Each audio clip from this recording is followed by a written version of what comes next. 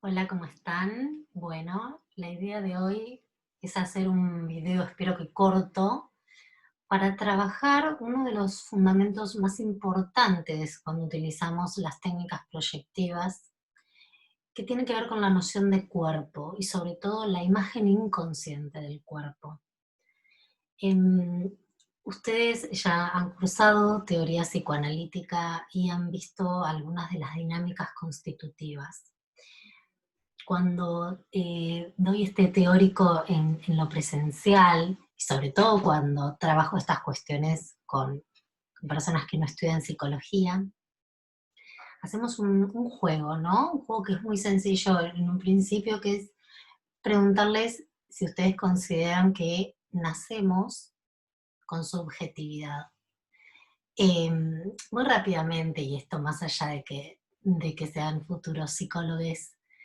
No, claro que no. La subjetividad es una construcción sociohistórica, tiene que ver con dispositivos que van constituyendo efectos de subjetividad en los cuales nos insertamos a medida que nos socializamos.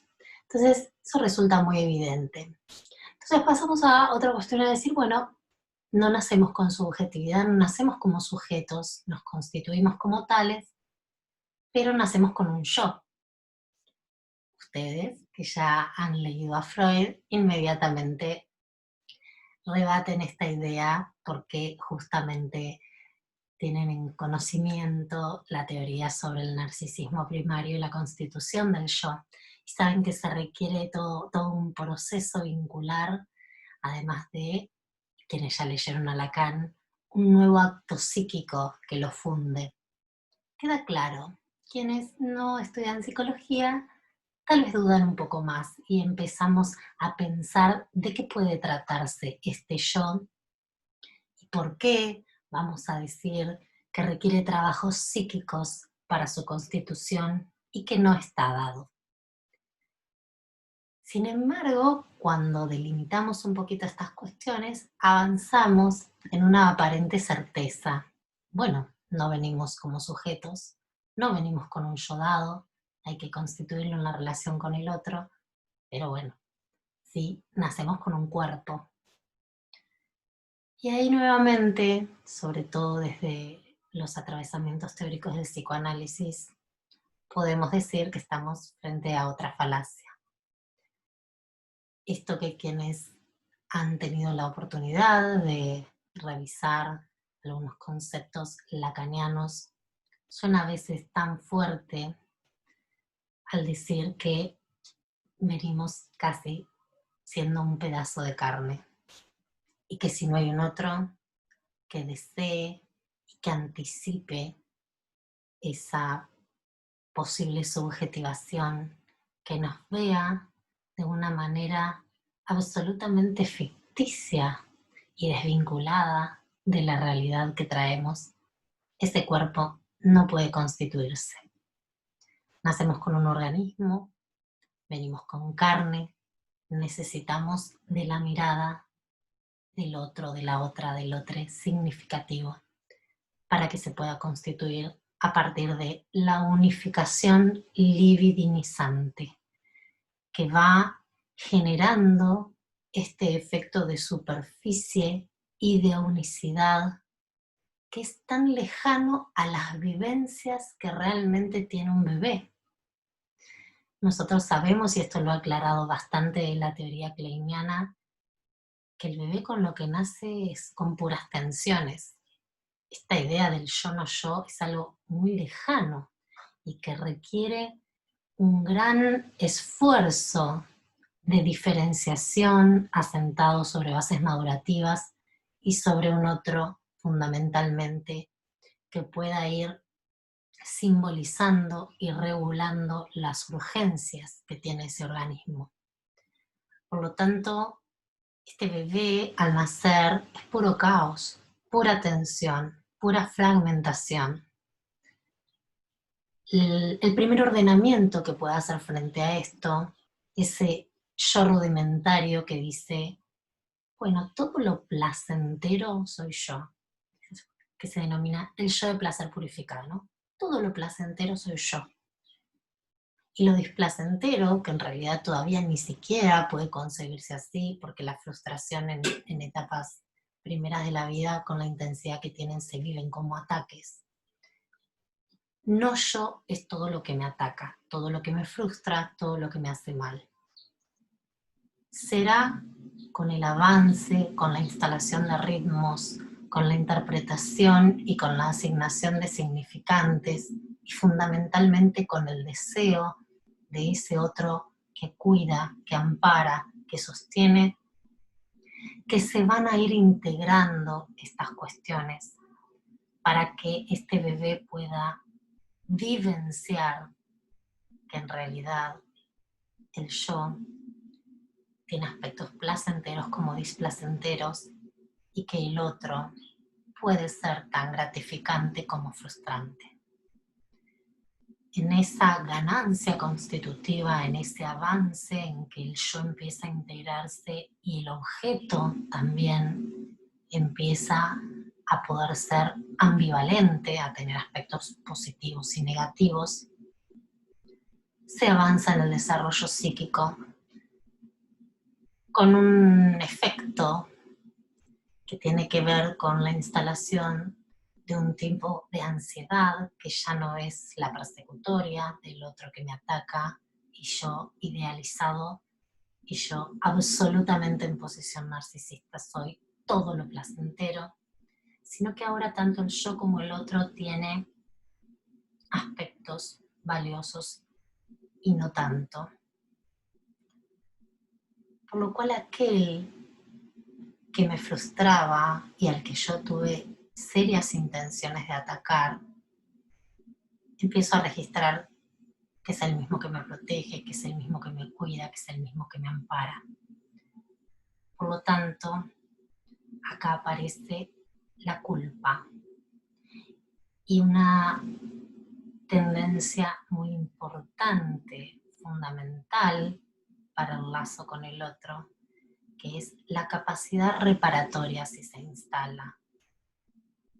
De que cuando yo quise atacar a aquel que sentía que me estaba atacando y puedo bajar esa intensidad de la vivencia y puedo registrar que el otro es otro y que necesariamente está en falta, puedo acceder a imaginar, a idear, a experimentar estrategias reparatorias del vínculo.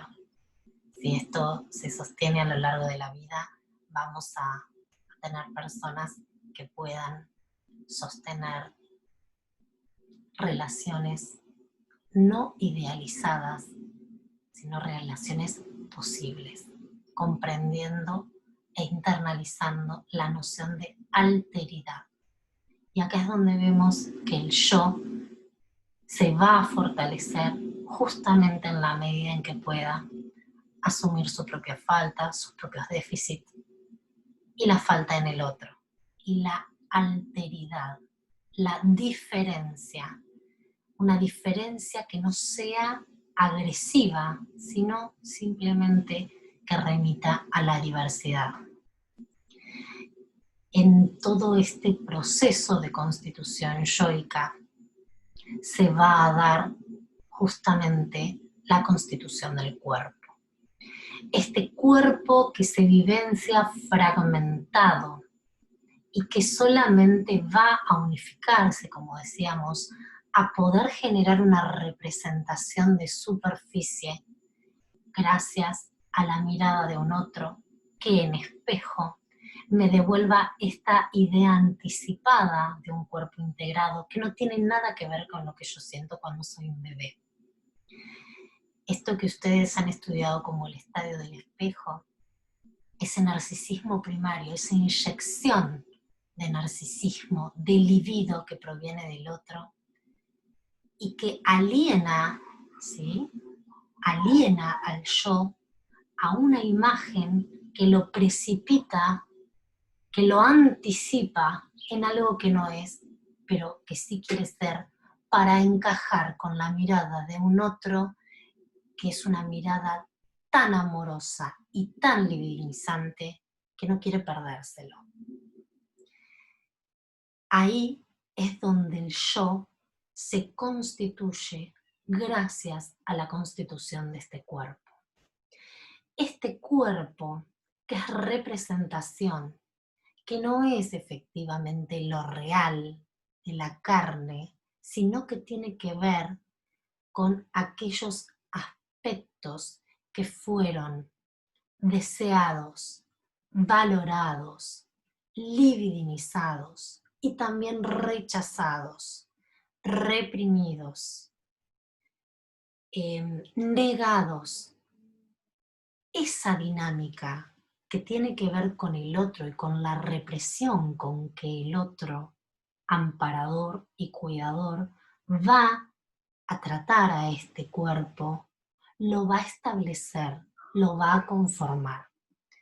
Cuando nosotros tratamos de rastrear en las técnicas proyectivas y específicamente en las técnicas gráficas, esa imagen inconsciente del cuerpo y también el proceso y la dinámica de su constitución, lo que vamos a estar rastreando es gracias a las características de estas técnicas que inducen a que se ponga en juego el cuerpo a través del acto motriz del dibujo, esa historia libidinal, esa historia constitutiva. Los músculos no mienten, dice Hammer. ¿Qué significa esto? Que por el atravesamiento simbólico, por el contenido, por la semántica, yo puedo manipular, puedo deliberadamente modificar cierta imagen que doy de mí misma. Ahora, cuando en el acto motriz se incluye a estos músculos, es mucho más difícil poder controlar conscientemente aquello que se expresa. Y el músculo es el cuerpo, y el cuerpo es la base del yo a partir de la cual se constituye.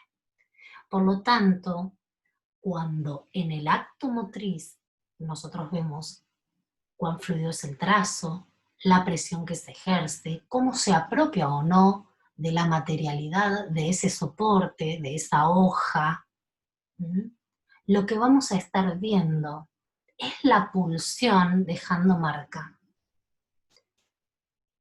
Cuando decimos que los gráficos son lo más análogo a un sueño, porque justamente el proceso primario, la condensación y el desplazamiento, la búsqueda de la figurabilidad, se ponen ahí en juego y dejan marca para que nosotros lo podamos ver, es porque en este acto de dibujar, justamente se evidencia lo que el cuerpo puede y no puede, lo que el cuerpo tiene en sí mismo como marca de su desarrollo en el lazo con el otro.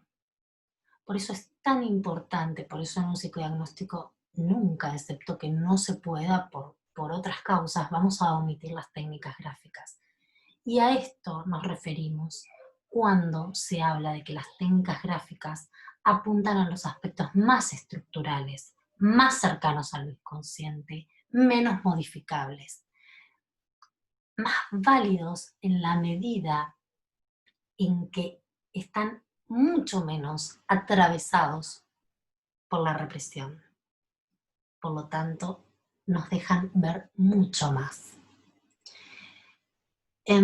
Ricardo Rodulfo, en su tesis de doctorado, las tesis sobre el jugar, hace una apuesta mayor en una revisión del psicoanálisis, planteando ya, lo hice con respecto al juego y también con respecto al dibujo, que ninguna de estas dos cuestiones son secundarias, es decir, ninguna de estas dos cuestiones son solo elaborativas de una falta, sino que son momentos en nuestra cultura constituyentes de psiquismo. Por lo tanto, insisto en nuestra cultura, porque esto va a estar determinado por los dispositivos socializantes, ¿no? Pero en nuestra cultura el gráfico, el dibujo, ¿sí? Va a ser una herramienta que vaya complementando este proceso psíquico de constitución del yo a partir de la posibilidad de dejar marca material sobre aquellas cuestiones que pasan en nuestro cuerpo. Por eso en un primer momento, y cuando vemos la evolutiva, es mera descarga, es todo un logro psíquico que no tiene que ver solo con la coordinación visomotora, que es el momento en que el niño puede darle fluidez a su mano y con el lápiz frenar y conformar un círculo. Pudiendo plasmar la representación de continente-contenido adentro-afuera, no solo como un logro de la motricidad fina, sino como una ganancia constitutiva a nivel representacional. Es por esto también que los gráficos deben interpretarse en asociaciones. No es posible que hagamos una lectura simbólica de los gráficos, como si se tratara de signos que tienen un significado ya establecido. Recordemos que tenemos una perspectiva de las técnicas proyectivas como dispositivos simbolizantes, por lo tanto no hay manera de interpretarlos por fuera de la transferencia, ¿sí? Y por fuera de los significantes asociados. En este punto, y cuando hablamos de una de las dimensiones que evaluamos al poder hacer un psicodiagnóstico, rastrear aspectos de la personalidad, ustedes saben que la identidad se vuelve central. La identidad en algún punto como aquello que es continuo, ¿sí? A lo largo del tiempo, a pesar de los cambios, y con lo que me represento a mí mismo, o a mí misma, o a mí misma, vamos a hablar con propiedad. Este concepto de identidad está íntimamente relacionado con la idea del yo y la integración del yo, ¿sí? Que no sea un yo extremo, un yo primario, un yo idealizado o peyorizado, sino que pueda acceder a estos aspectos de conexión con su propia falta, lo cual implica también poder aceptarlo en el otro, ¿no? Pero la noción de identidad tiene dos aristas en la actualidad que provienen, uno diría, más de líneas filosóficas y sociológicas, que son necesarias que como psicólogos las tengamos en cuenta al momento de poder rastrear estos aspectos constitutivos del yo y del cuerpo. Uno tiene que ver con los atravesamientos de la tecnología y cómo en la realidad de la virtualidad la ausencia de la materialidad corpórea no es tal para poder pensar en vivencias corporales. Es decir, el cuerpo vivencia cosas en la virtualidad. Y en la virtualidad no está la coexistencia en un mismo espacio físico con el otro. Y también se está privado de ciertas experiencias y de ciertas marcas que es posible que el otro nos deje, pero aparecen nuevas. Y el cuerpo, que no es solo nuestra materialidad, sino que es la representación que tenemos de ese cuerpo a partir de la historia libidinal, se reconfigura y se reconstituye a partir de estos contactos en la virtualidad y fundamentalmente a partir de lo que la identidad digital puede hacer a la primera identidad, ¿sí? Pensemos que es posible tener múltiples y diferentes identidades digitales. Entonces esto, de hecho, es una deuda de estudio que tenemos como psicólogos desde la disciplina, poder rastrear el impacto que tiene esta multiplicidad de identidades, ¿sí? En nuestro yo. Pero por otra parte, la filosofía sobre todo vertientes que vienen desde el feminismo y los estudios de género, están planteando cierto encorsetamiento que tiene la noción de identidad hacia el cuerpo justamente, y cómo este ha sido un concepto disciplinario, en tanto un concepto de las disciplinas científicas, que ha funcionado disciplinando el cuerpo desde lo que entiende la biopolítica, en esa microfísica del poder que se inserta en nuestra socialización primaria y secundaria, conformando no solo la posibilidad de ciertos efectos de subjetividad, sino directamente impactando en el cuerpo. No se desconoce la cuestión estratégica de la identidad, por ejemplo, hablar de las mujeres cuando no hay una mujer igual a la otra y directamente podríamos entender si existe la mujer, ¿no? Pero bueno, no se desconoce en este sentido, como yo decía, la identidad estratégica para ciertos actos militantes. Pero sí es importante poder revisar qué favorece del ejercicio del poder esa noción de identidad y cómo la podemos revisar. Y si esta idea de sostenerse igual en el tiempo, a pesar de los cambios que plantea la identidad, en realidad no es parte de un dispositivo de poder que apunta al control del cuerpo y lo plantean directamente en términos de una estructura social patriarcal. Les invito a leer a Paul Preciado cuando habla justamente de cómo nuestra identidad se constituye en atravesamientos fármaco-pornográficos, dice, ¿no? Cómo nuestro cuerpo está absolutamente atravesado por tecnologías, por mensajes comunicacionales, por sustancias, ¿sí? Y que cuando hablamos de identidad tendríamos que revisar si realmente es un emergente que tiene que ver con nuestro atravesamiento histórico o la realidad es que es una respuesta a estas intervenciones. Les dejo una pregunta que viene de la biología, me la realizó un médico muy lector de perspectivas de género, para que solamente prestemos atención, es un detalle entre muchos, ¿no? Fíjense cuando la biología, la medicina habla de hormonas masculinas y femeninas. Nosotros no nos interrogamos mucho esto, ¿sí? Cuando estrógeno y testosterona está en distintos niveles en todos nosotros. Veamos cómo los significantes, la gramática, la semántica de las disciplinas científicas están atravesadas por esto a un punto de naturalizar lo que tiene que ver con construcciones de dispositivos que disciplinan los cuerpos.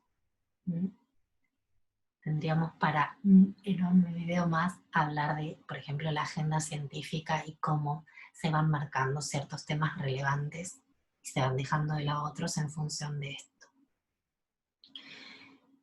Para terminar, entonces, recordar esta idea de la complejidad del cuerpo en tanto la construcción de una representación que da cuenta de una historia libidinal en lazo con un otro, atravesado por los dispositivos de poder en los cuales está inmerso por su propia socialización y que intenta transmitir al niño, a la niña, al niñe, ¿sí?